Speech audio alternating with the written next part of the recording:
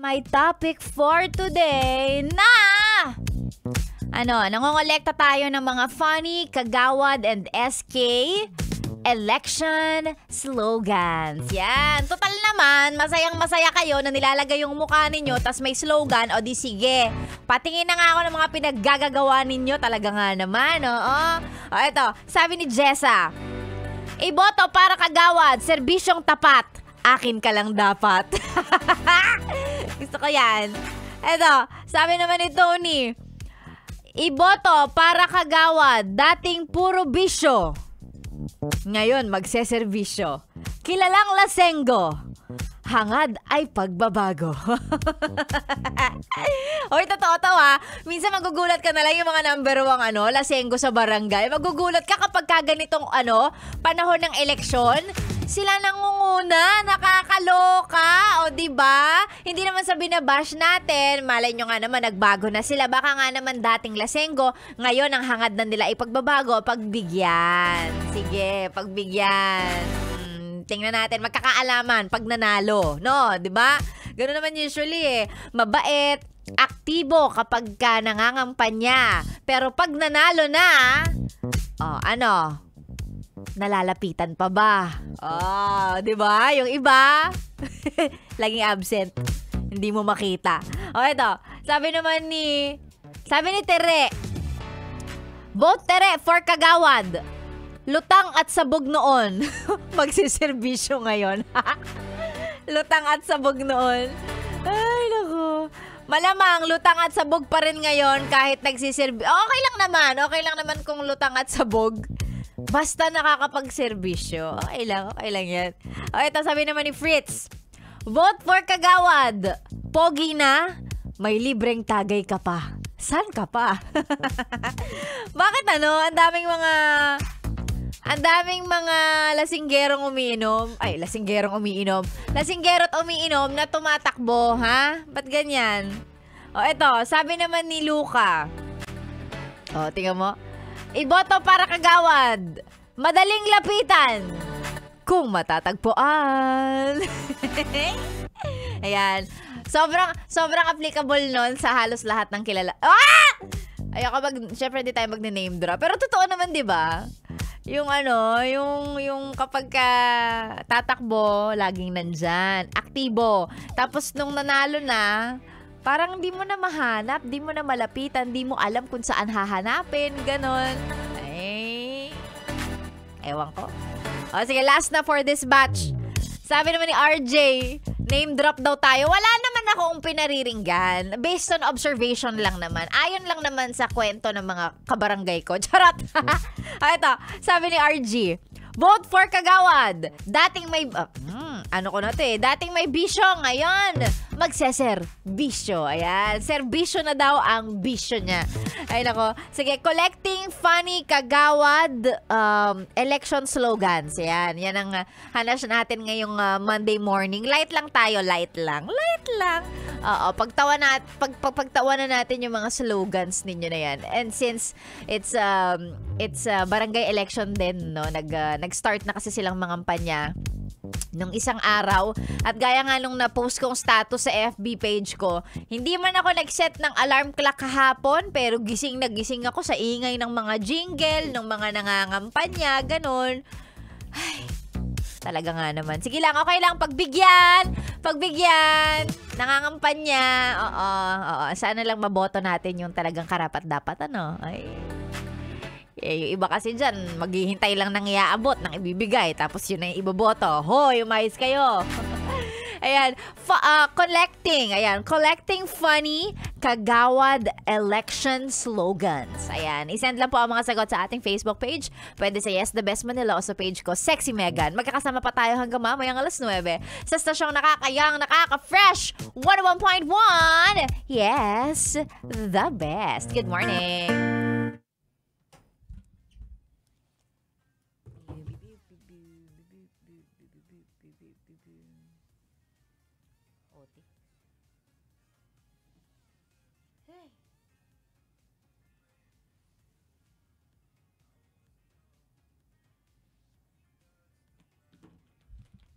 O masarap ba yung Masarap, di ba?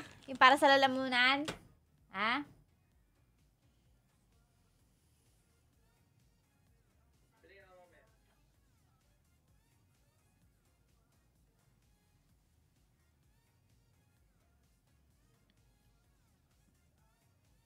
Si Camila San. Camila San from, Mercury. Hala, not a paid ad, pero, um, yun talaga yung ginagamit ko. Kahit nung mga panahon ng COVID. Kasi syempre, di ba, tawag dito, yung, nung nagka-COVID ako, inubo ako eh. Inubo ako for like siguro mga 1 week. Pero hindi naman siya sobrang malala. Siguro kasi sinabayan ko na siya ng inom ng gamot.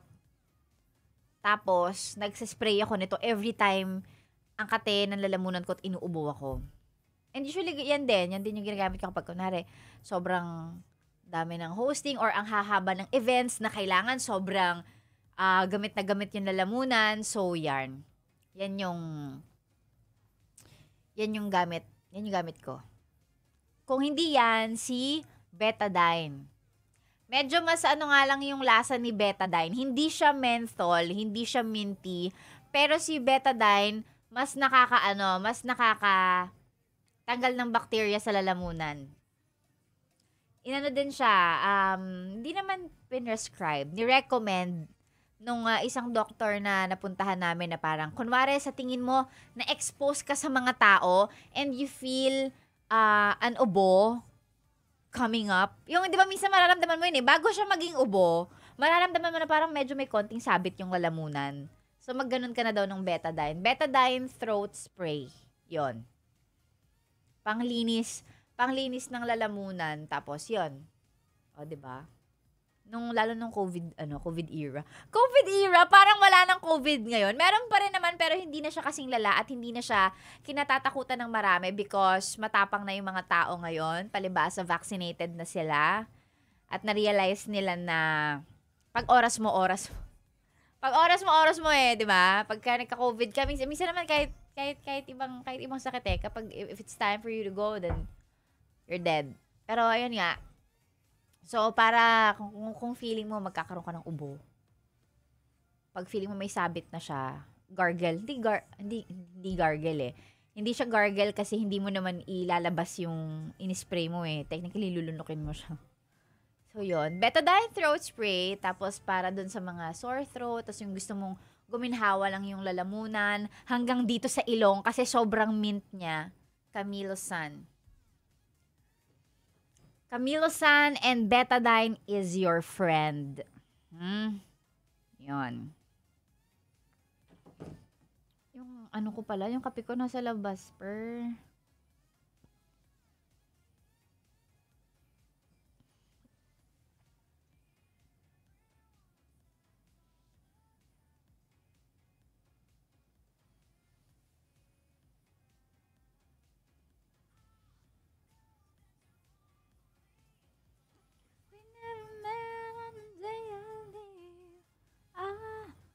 It down to your knees. Love's company. It's not your fault.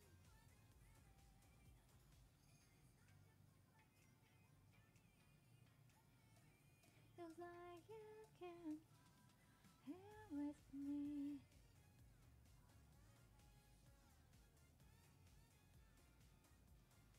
Do do dum dum. Said I would be.